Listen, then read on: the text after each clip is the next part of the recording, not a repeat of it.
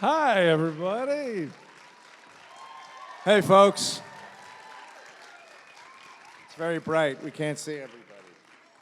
Now, I How's it got to tell going? you guys, this is, Scott, correct me if I'm wrong, but this is the first time you and I have ever done a panel together. We've never done a panel together. Not in front of that people. true? We do them all the time in private, but Yeah. we just have never Yeah. done it. We rehearse for panels all the time. I mean, it's we like get together and pretend like Charlie Rose is interviewing us. the hours, the dedication. Thank you. But first, a memorable first panel together. Yeah. But first time, that's interesting. First time you guys have ever done a panel together. That's true. Wow. So It's a really historic an event. You're here. It will CNN's reverberate. here somewhere, I assume. It will reverberate through history. now, have either of you ever been to Virginia before? This is your first time in Virginia? I used to play for the Richmond Braves. I'm dating myself. 1982, I was with the Braves for 2 years in A-ball, AA, and then the third year I was in AAA. The first 9 days of the season were all on the road. We came back to Richmond, that beautiful new stadium they had, and I was told during batting practice that I'd been traded to the New York Yankees, and that was kind of the end of my baseball career. But I love Richmond. Thanks for having me. Now, I'm a huge baseball fan and have been my whole life. And if I'm not mistaken, you were traded for Bob Watson. Is that right? Traded for Bob Watson. There you go. Another historic figure in the world of sports. Yeah, Braves fans might remember. Now, I don't know anything about baseball, so this is Okay. all over my head here. Thank God you're here. Yeah. Could you teach me how to toss a ball, perhaps? You kind of go like that. Okay. Yeah. just like that. Pretty easy. Yeah. I've about you? also been to Virginia, but let's see. I did a convention in Roanoke, but I've not spent quality time here. Let's say I've only been here for, a cup of coffee. But Use we're having another- some quality use time another right now. Baseball term. Sean was my bullpen catcher in '82. That's a little-known fact. It's how he got the Gilmore job. That's how I got the job playing Rocket on set because I had to squat like a catcher so much. So you mentioned Gilmore. Obviously, a lot of people are here for Gilmore Girls. Do you ever see the franchise making a return one day? And I know it had the brief tenure on Netflix. Yeah, I would. I wouldn't hold my breath. I think that it was. We were really lucky to be able to go back and do it again. It was a lot of fun. But I think that door is closed. I mean, you never say never. Maybe when we're old and gray or older and grayer, It's like a dinner theater somebody thing. will put something together. Sean and I are going to produce a dinner theater version Yeah. of the big wedding, which should have happened and didn't happen. And we're right, and we'll do it in wheelchairs, and it'll be so much better because, well, Sean will produce it. So There we go. I'm going to go ahead and jump into the audience questions here because we have a nice line here, so we'll try to get through them all. This one's for Sean. What was your favorite part about being Kraglin? So on this Gilmore Girls panel, our Oh yeah, you were in question something is- called Guardians of the Galaxy too. Yeah. just as one, I'll answer this question, but this is a Gilmore Girls panel. I will be doing a Guardians of the Galaxy panel tomorrow, just so you know. But I'm very, very grateful to have been in two awesome franchises such as these, and in both cases, my favorite thing is the writing. So there you go. Got to have good writing for a good story. Ain't that the truth? Hello. My question is for both of you guys. What is your favorite episode that you have done? Favorite episode?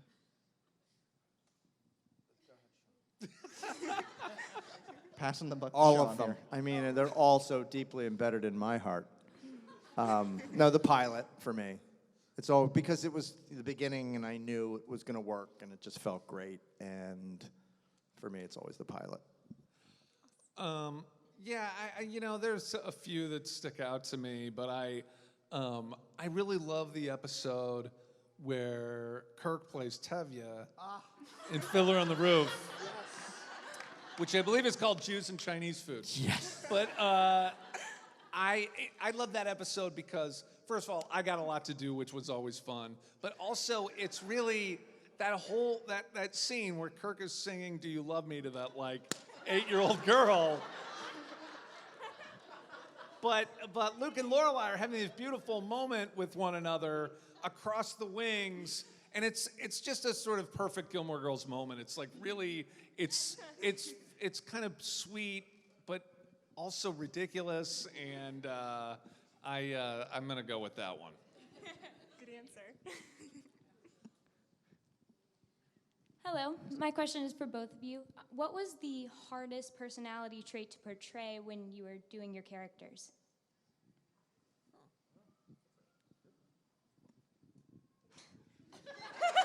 You're stumped.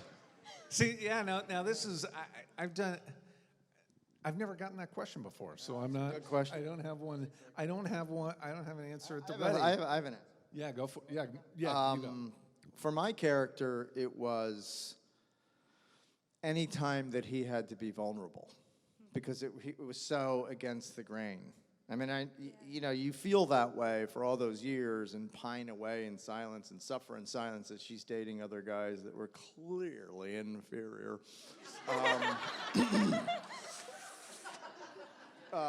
Is there an ashtray here? But I think it was getting vulnerable, and it was just, because it's such a fine line, because you don't want to do too much. I mean, I know what I would do, but the character, it's a little different story. Right. So for me, that was the toughest part. Those were the toughest scenes to shoot. Yeah, it's funny to think that it would be true for Kirk, but it's probably the same answer in a way. I mean, because for me, it was never hard to be ridiculous. I'm the youngest of 6, and I have 4 older brothers, and I was always being treated like the mascot in a way of the family. And so to go on set and do that and to just do whatever, and people say, "Oh, aren't you humiliated doing that?" And I'm like, "Nah, it's my job, But doing the opposite, like being having the few times where I had to play scenes where you're seeing that this is an actual real person and not just the butt of jokes, those scenes I think were always a little trickier. Plus, a little known factoid, he got paid a boatload more money than everybody. And, okay, he's laughing, right? 2 Malibu places. He just sold one to Larry Ellison for like, what, 40 mil? Unbelievable. Unbelievable. The parties, the memories. If only that were true. That's why I signed on for the 7th season. It was just like, I just wanted to keep getting invited to those parties. Thank you. In truth, I only deserved that much more than everyone. My question is for Scott. I hear that you recently, within the last couple of years, started a coffee line, which I wonder if it just sort of happened because you were around coffee so much on set, and more importantly, where can I buy it? You can buy it at scottyp.com. It's called Scotty P's Big Mug Coffee, and I'm Scotty P. That was my nickname growing up, and, hey, Scotty P, Scotty P. But I got the idea because I was actually, and you're going to think this sounds crazy, but I was tired of being an independent contractor. And that's what actors are. We're independent contractors, and we have no skin in the game other than what we give to it every day, and we are compensated, and in Sean's case, it's just like crazy boatloads of money. And I wanted to own something and build something for my son. I have a 5-year-old son. And at the time I started, he was 3. And I said, I want to build something because I've done so much in my life, and he's never seen it. I mean, they're scrapbooks, but it's not the same thing. So I wanted him to watch me build something and fail and persevere and succeed and the whole thing. I think it's just better to set an example. And coffee was the natural choice. I love it. Obviously, I'm associated with it, so it was a natural choice. And we do offer the finest blends in the world. I'm not exaggerating. It's grade 1 specialty coffee, Sean. It goes crazy. It is for awesome coffee. And, I mean that sincerely. We've paid him a boatload of money just to say that. He's very expensive. I don't work for less than a boatload, so It was between a talking horse and Sean, and he was just. it sounds like most of the auditions I've been on in my career. And it's really fine coffee. It really, truly is. So, ScottyP.com, enjoy. We'll be on Amazon, back on Amazon with 8 different blends. You can still order it from my website, ScottyP.com, and there you go. So, what makes a good coffee? Because I'm not a coffee drinker. So Beans.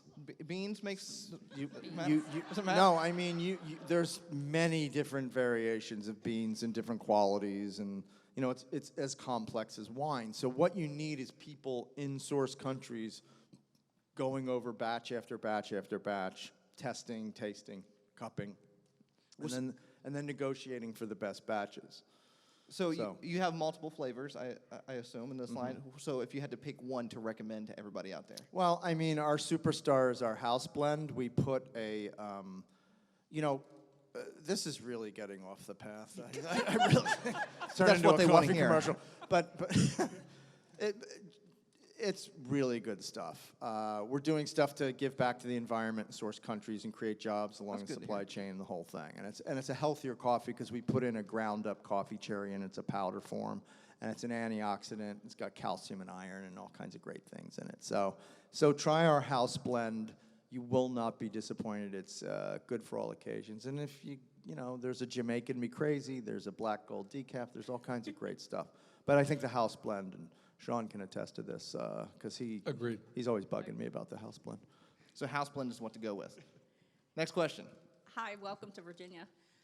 I lost 6 months of my life binging this show when it came to Netflix. I mean, I would fake, right? I would fake baths, injuries. I have never heard anybody describe watching that show as a loss. No. How dare you? Listen. No. Let me tell you. You've upset Scott. Let me tell you. It was amazing. It was amazing. And my question truly is, no, it was amazing. Yes. I was hiding in storage closets.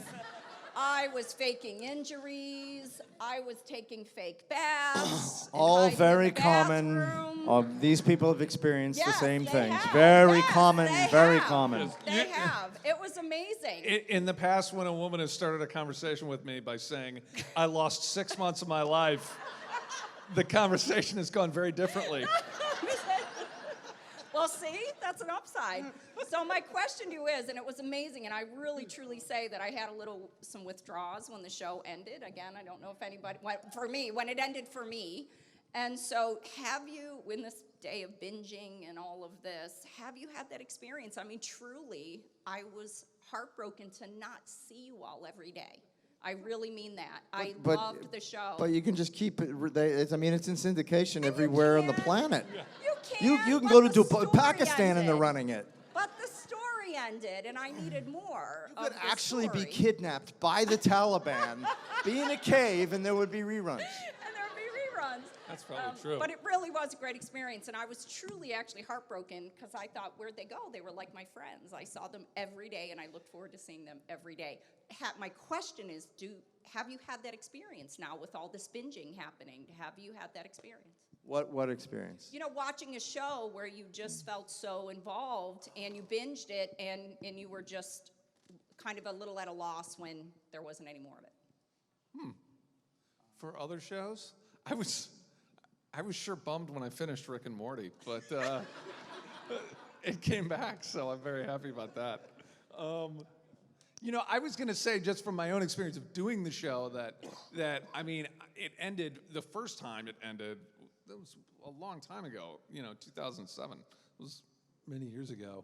But, and at the time, I was kind of like, well, that was great, but on to the next thing, and I was glad to kind of have that to go on with whatever the next chapter in my career was going to be.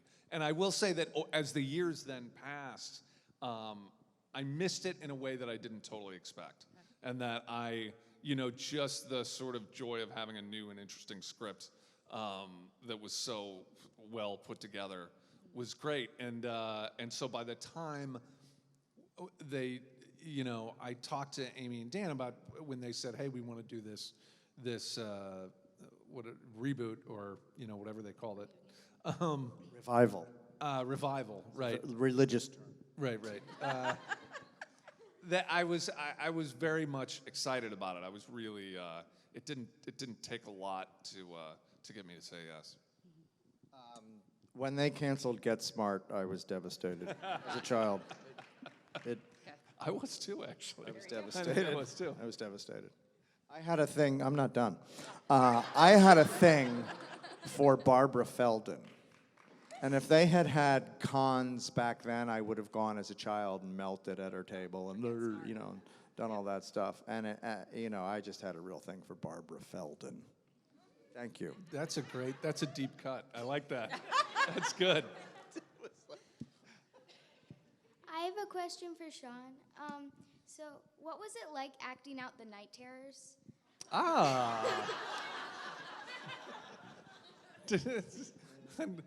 don't know, Scott, what was it like when I acted out the night? I think it was easy for him. He just spent 5 minutes with me, and then he went screaming through the scene.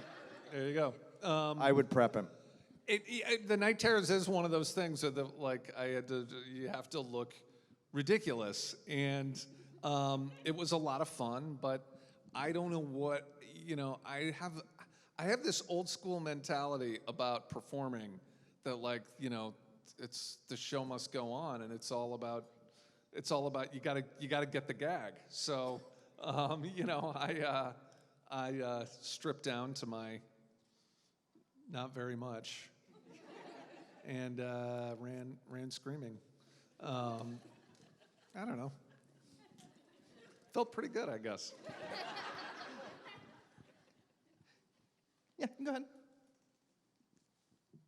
This is for Sean. What was the weirdest thing you've had to do? Oh boy. Yeah, the hot dog suit. Is that what you said? Yeah. The David Lynch thing was pretty weird.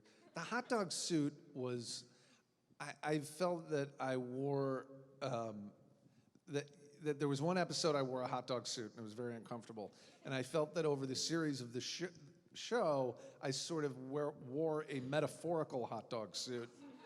That was kind of my role as the guy who wears the hot dog suit. That was pretty weird, though. I did a lot of weird stuff. I think one of the greatest moments in the show comedically was when he ran through the kiss. Remember? Because it's like, was this the last thing you ever expected? Yes, it was. And then here he comes with a pillow covering his private part screaming. I mean, it was just comedy brilliance. It was, and every actor hopes that they can be dropped into a situation like that, because that's just, you're not going to fail. You're going to get laughs. Scott, did you have any weird moments? Just kind of throw the question. No. None? No? All right. All Sean had them all. Never had one. So I have kind of a statement and a question. So Sean, I really think you need to partner with Amy, and we need more movies by Kirk. Just needs to be a thing. If you could go back and change one thing, and this is for both of you, if you could go back and change one thing that happened in the show, big or small, what would it be? Oof. All right, are there seat belts? So fasten them. I'm ready to throw down. Let's hear it. All right, here we Let's hear go. it. Ready? Revival, 4 episodes. Wow. Let me tell you what I think, and I'm not shy. That should have been the first 2 episodes pre-wedding. All the town involved, all the preparations for the wedding, all the comedy and the fear and the second thoughts and the screw-ups and Taylor doing something wacky and Sean doing something crazier and, all those scenes that Lorelai and I could have had and Rory and I could have had. And then the 3rd episode should have been the big wedding and the tears and the things the fans have been waiting 16 freaking years for that. And the whole town should have been involved, and it really could have unified that entire and really tied up that series beautifully. And then the 4th episode would have been the aftermath, obviously. And that could have gone in any, it could have gone in a million different directions and just worked. And I still think we could have honored Ed Herman doing it that way. Because I think when Ed Herman, rest his soul, passed, it left a huge void. And he had to be honored. I just thought that they should not have put the wedding in the back burner in the way they did. And I know Amy and Dan like to do small things in a big way and big things in a small way, and that's the beauty of the writing. But I think something like that was so sacred, iconic, wanted, and 16 years of waiting, you got to give it to the fans. And they didn't. And that's all I'm going to say. And now their assassins are going on the way. But that's what I think. You know, the first thing I thought of is that I would just wish Amy had been there to do season 7 to begin with. Like, I mean, I would have, it's like, you know, I remembered at the time thinking, God, what, you know, still a great job by the writing staff. What a hard job that is to step in and take over. Like, I think they did a phenomenal job. And yet, there's like, there are times when it feels like a square peg in a round hole a little bit. The show is just not exactly, it looked like a mirror image of itself in season 7. I wrote half of those episodes. That's why it was off. But he's right, because it wasn't David Rosenthal's voice. That was Amy. That's Amy's voice. These characters are Amy's voice. And as we know, anybody who knows anything about writing in any form, its characters generate plot. Plot emanates from character, not the other way around. And if you try to plot something out and structure something out and then stuff characters in it, it's going to be flat and dry. It's not going to have anything that anybody can hang their hat on. So she created all of these fantastic characters. I mean, just think of all of these characters. The plot writes itself.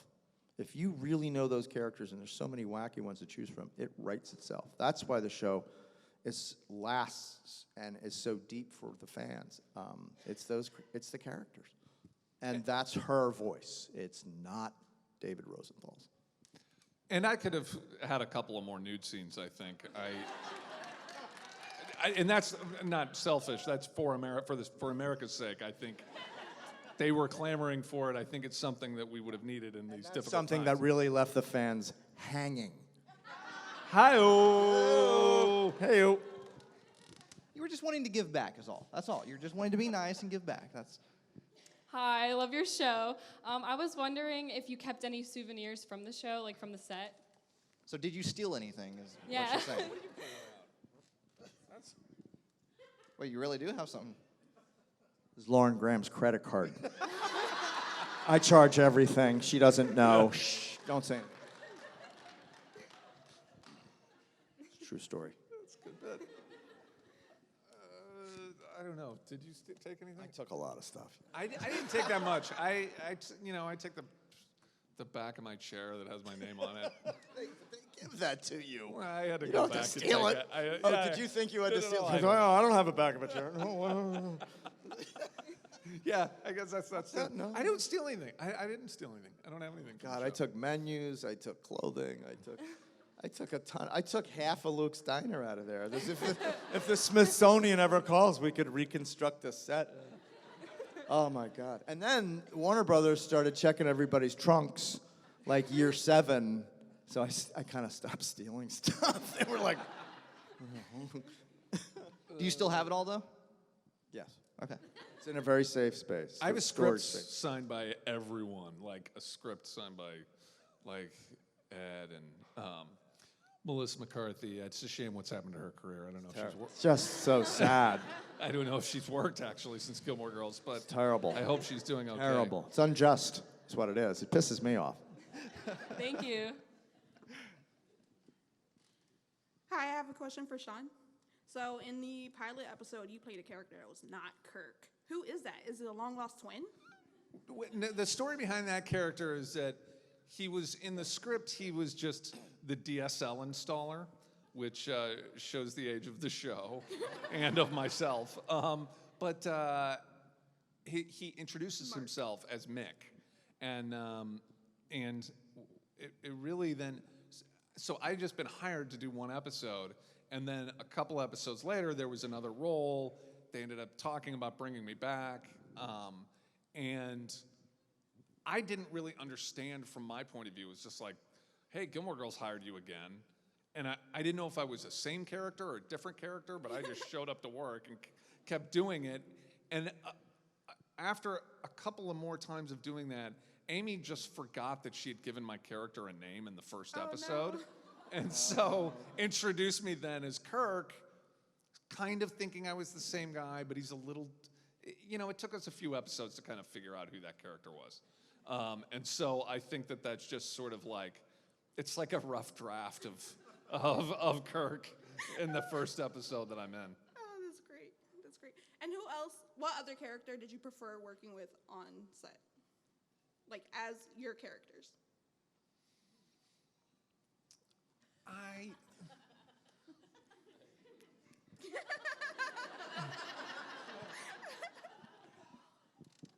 I loved working with Scott. And those scenes, and anytime I have of like when we would have scenes together that were the two of us, and I probably worked with you more than anybody on the whole show, you and Mike Winters. But it's like, it's good having a scene partner who understands comic timing and knows when you're delivering the joke and knows when you're being the straight man, which is much harder than being the person who delivers the joke. And I couldn't have asked for better partners and better writing for that scenario. But Thank you for many, this guy many right years. here. Thank you. Thanks. Hello. I was wondering if there were ever any episodes that you were injured or sick and had a really difficult time acting through, but you powered through beautifully anyway. Yeah. I mean, flu. When the flu would hit the set, there were several people that were kind of down. But you know what? It's amazing how the body reacts when you have to go to work and you have to deliver. You don't get as sick, because you don't allow it. You still need the meds and the NyQuil or the DayQuil or whatever, but I don't remember a time where anybody was like, crawling to the bathroom or anything, because you don't allow yourself to get there, because that. I mean, it's not like all of Warner Brothers Studios on your shoulders if you throw up, It's not like that, but it's like, you have a job and you're kind of afraid to miss a day. You don't want to be that guy, because if you miss a day and they start thinking, well, he's not going to bull through it. But at the same time, you don't want to infect everybody. But I think everybody was sick at one time or another. Yeah. You just pull through it. And it's TV, TV, it's like, you got to show up to work. There's, and I didn't work the crazy hours that Lauren and Scott and. Yeah, but when you worked, you did work crazy hours. I mean, Yeah, it was definitely true. Definitely true.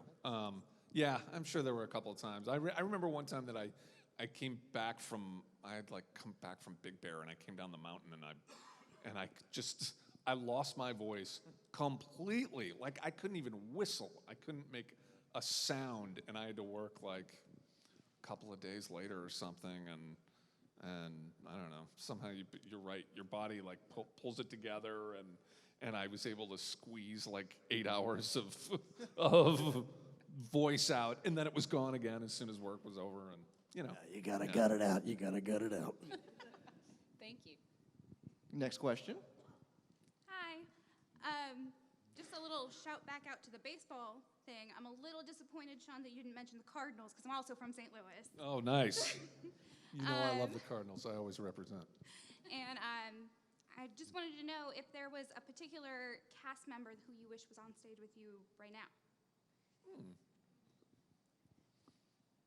Do you have an answer to that question, Scott? I wish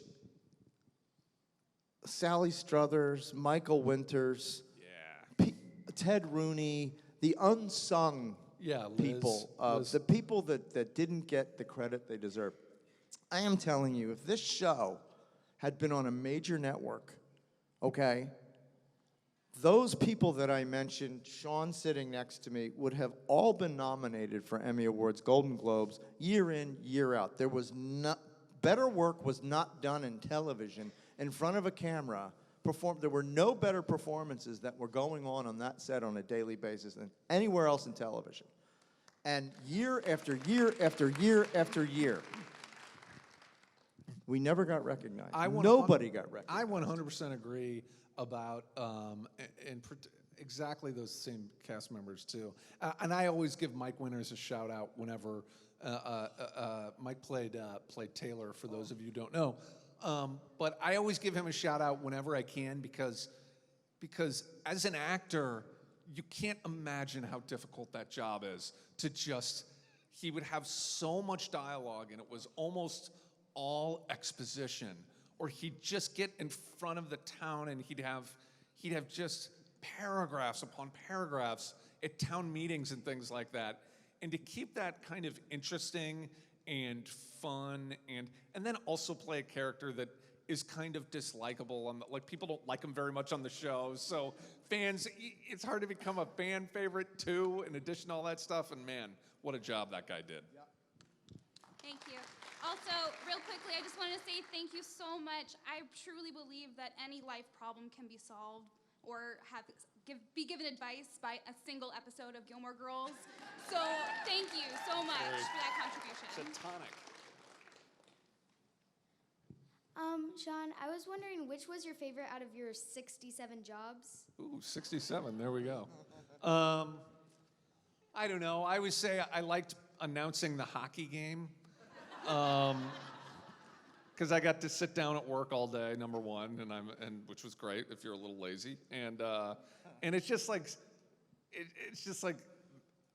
making jokes one after the other with a microphone, kind of like what I'm doing now.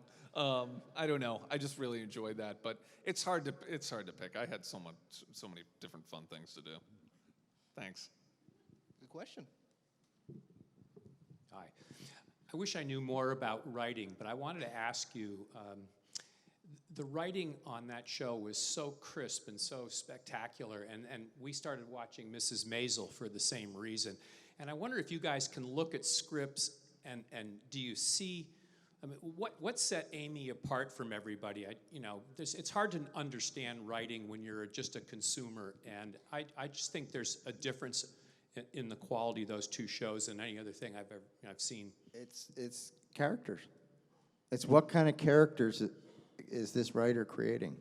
And you know right off the first page, the first half a page, whether that character is unique or smart, clever, whatever it is. I mean, there's so many scripts that read the same way. They're all just sort of cookie cutter kind of things, and they throw them up on television. But you know, when I got Gilmore and started reading it, I was like, okay, here we go. This is something a lot different, and the writing was just, it's unique. She has a unique voice and a unique ability to draw characters and breathe real life into them. You know, these are living, really alive, very individual characters. They don't fit into any molds, and I mean, that was the fun of reading the script. I never thought for a minute that I would be considered for the role because the writing was so unique, and that's when film actors started crossing over and doing TV. And I thought, well, this is going to go to a movie star or a movie star who's trying to make a comeback or whatever. I'll never be considered for this. So it was very shocking to get the role, and I think everybody felt the same way. But it's characters. It's how unique are these characters. Plot doesn't matter. Because if you have a unique character, you know you're going to get an interesting plot because you're going to follow that character around. You're not going to follow the plot around. You follow the character. Do you see any other writers that are in her league right now working TV? Yes, I do. But not the same. It's hard to name names for TV writers. Like, there are, for sure. There are. There's a show that I find fascinating because it's so Shakespearean and it's so rich and it's just so. And a lot of people are going to disagree with me, but there's a show called Billions, which is on Showtime, which is beautifully written most of the time.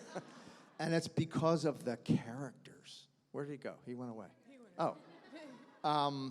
And it's the characters that he created. He created a hedge fund guy that was, driven to run the world and was ruthless.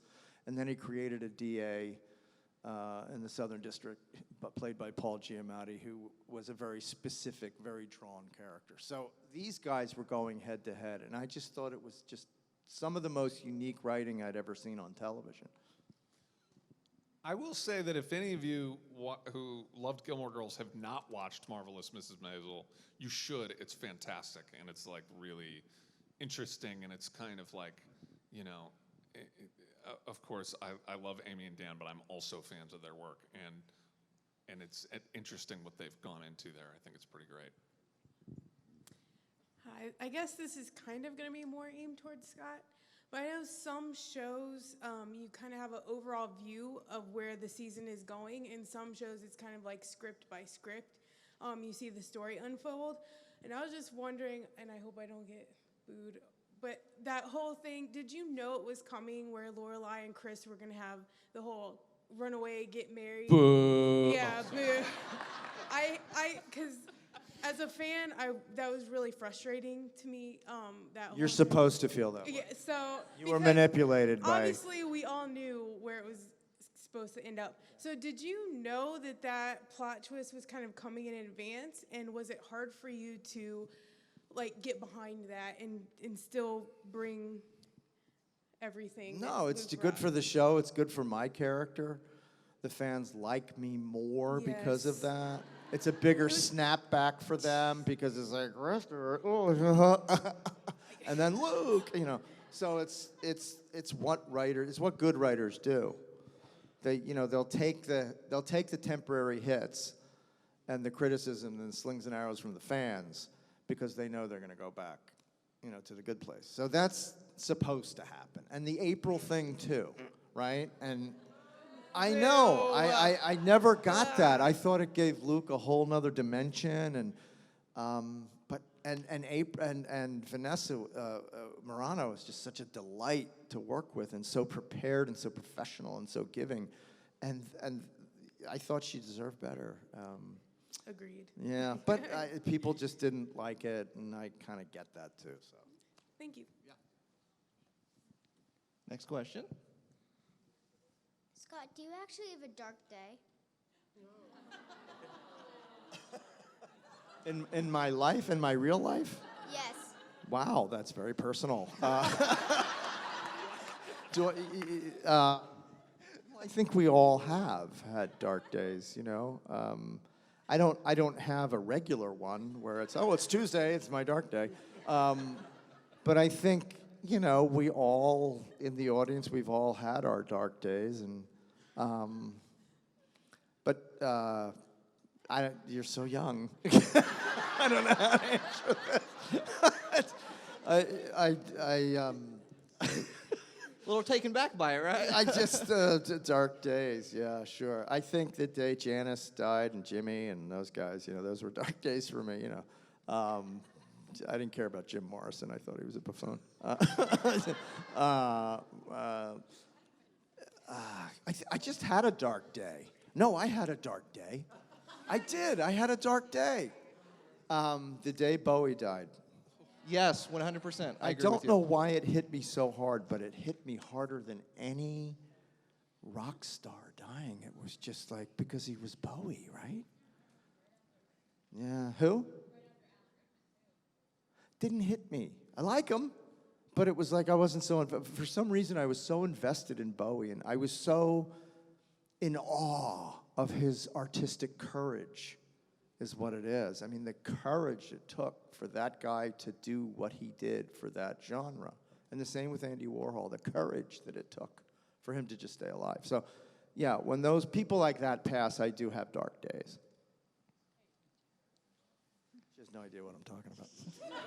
She's like, who's Bowie? Terrified. All right, next question. We have So this is time for just a both of couple you. more. And I'm sorry if this has already been answered 1,000 times, so bear with me. Team Dean, Team Jess, or Team Logan? Who should Rory have wound up with? Do you have an answer here? I have an answer I do here. Partially because people hate it. If I got to pick one, I'm Team Logan. Some cheers and some boos there. I knew he wouldn't like that. I don't know. I think he treated her a little bit more like an adult than the other two did.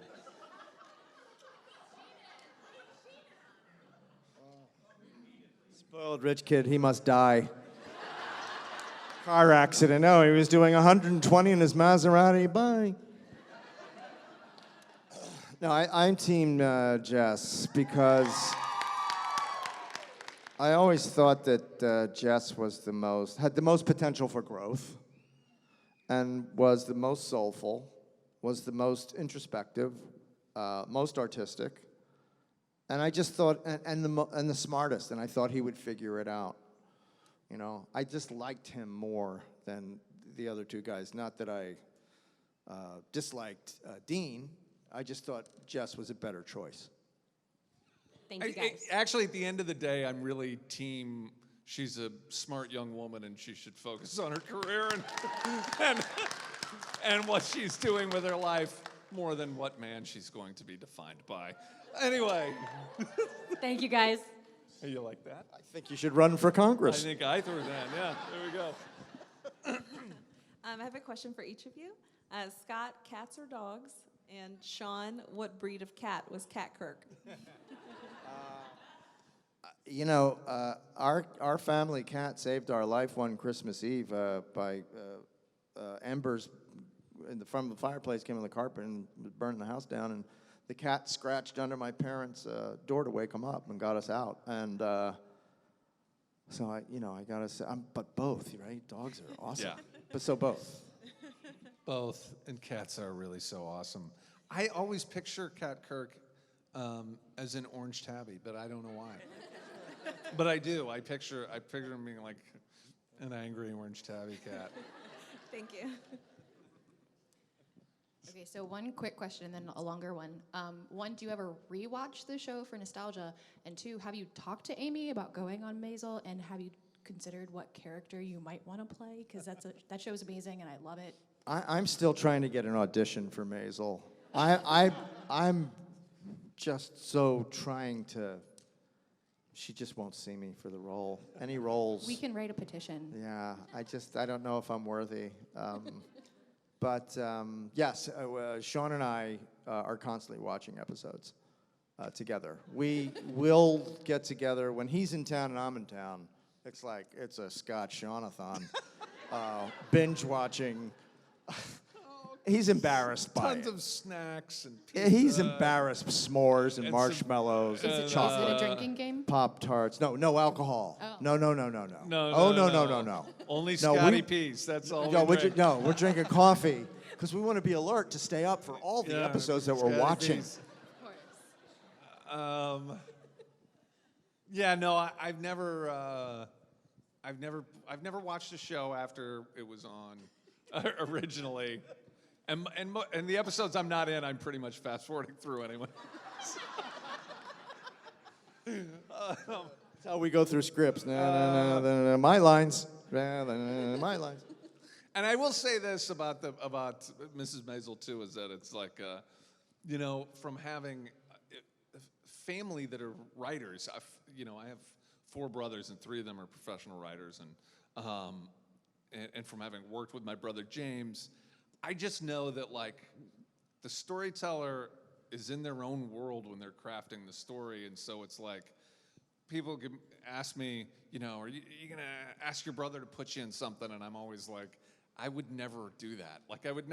It doesn't occur to me to ask a storyteller to change their story. So I had to ask his brother to put him in. It was up to me. Yeah, right, it was there you during go. one of our binge-a-thons. I called him. Right.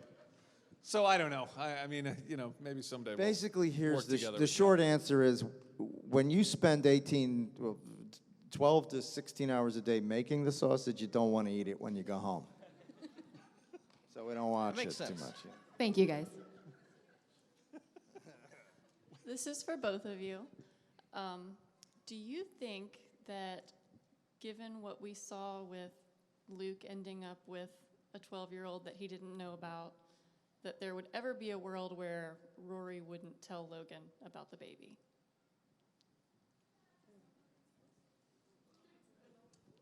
That's. Yeah, we don't know that. No, we don't know that.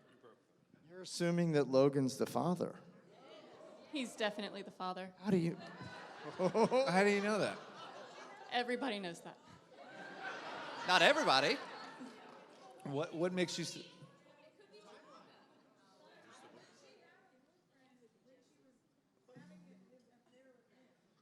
This is a very clever woman. She's trying to get us to say things we. Well, not- I think not- I she's think very that clever. First of all, I was told there would be no math on the. My apologies. I Like shouldn't I'm a allow that trig question. class.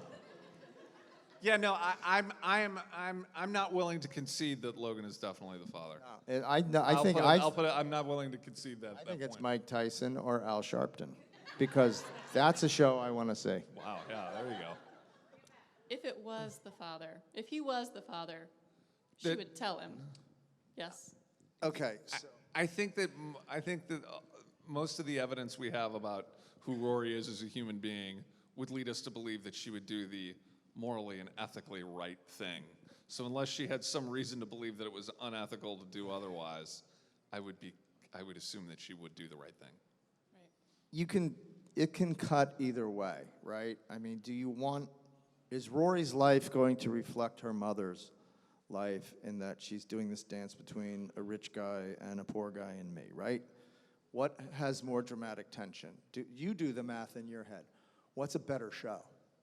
Is it better if it's Jess's? Is there more dramatic tension, or is there more dramatic tension if it's Logan's baby? And the answer is, there's more dramatic. chance that it's Jess's? When did that happen? We don't see every single thing that happens in their lives. We only see what you're showing. You can fill in gaps in other ways. I don't think it could be Jess's either, though, right? Who knows? Who knows? Okay, thank you. Again, we don't really watch the show as much as you guys do. So before we head out here, that's all with the audience questions. Before we head out here, what do you think it is about Gilmore Girls that people just fell in love with? Characters. Just small town characters. I think they fell in love with the show because it's a very safe place to spend an hour. Yeah. Nothing terribly bad's going to happen. That's it. The characters in the town. Yeah. And I think people long, in a sense, to live in a place where they feel like their neighbors are their family. You know, we don't have that very much anymore anywhere you go. And I think that feels like a comfortable place, as you said, to spend an hour. No, I'd absolutely agree. Is there anything that you would that you're working on right now, either of you, that you'd like to talk about before we head out here? Besides this panel right now, that's what I'm... Gosh, I can't talk. I have cool stuff coming up that I'm not allowed to talk about. Just finished an indie movie called Agnes, and I was working on a Quibi series, again, that I can't really talk about, but Stuff's with the happening. Russo brothers. Yeah, you know. Stuff's happening. It's fight-italy the actor's life for me, right? Scott, what about you? I'm just purely focused on the coffee. It's a full-time job. I would imagine so. House blend. I remembered. It's really a lot of work, and I've thrown myself into it whole hog. So